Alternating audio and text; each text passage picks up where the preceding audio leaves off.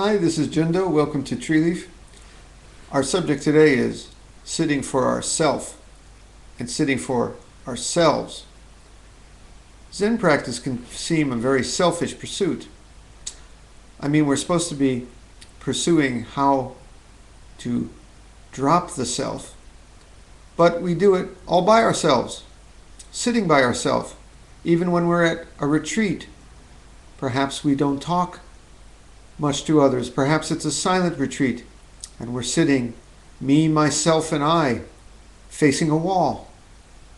We can be very preoccupied in this practice with seeking peace for ourselves, calm within our own life, trying to find the meaning of life for ourselves. It seems very selfish, very self-centered, even as we're supposed to be learning to drop the self. But in fact, the Bodhisattva path that we've been talking about the past few weeks shows that there is no dividing line between ourself and ourselves. What do I mean by that?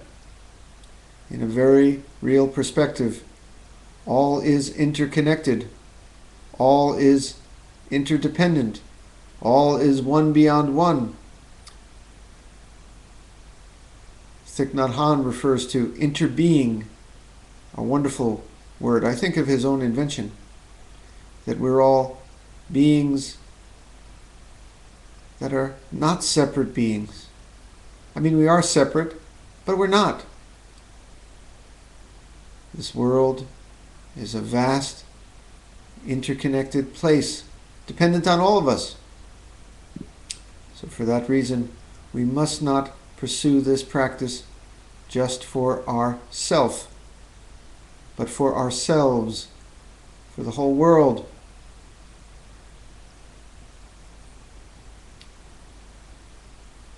Peace does begin within each one of us, but we cannot stop there. I'm going to tell you, it's my dream. I think that if this world is going to make it a few more centuries, let alone a few more thousands of years, we better get our act together. And that has to include the lessons of Buddhism in some way. Now, I'm not saying that everyone in this world has to become a Buddhist. I don't even think that's a good thing. Why don't we all just stay each in our own lovely way, but just learn to live together? And that is a lesson of Buddhism that I hope spreads far and wide. It's actually a lesson in many, many religions, but sometimes it's easy to forget in all religions. Buddhism says we must not live for ourselves. We must live for ourselves. We must learn to drop anger, drop resentment, drop selfishness, and seek peace. We must learn not to be so attached to material goods as the source of our happiness. We must learn to cherish this world we live in. I'm talking about the ecology. I'm talking about not having so many wars. I'm talking about making sure that everyone who lives in this world has some basic rights that include the right to food, shelter, education, healthcare.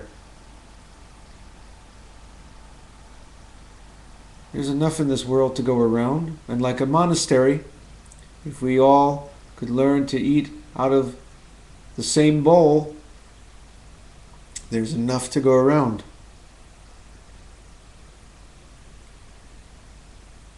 So I don't think we all have to become Buddhists in this world, nor do I think that will ever happen. Maybe. But we certainly do need to learn to live for ourselves. We're not individuals. We're in this together, all in the same rowboat. in the middle of time and space.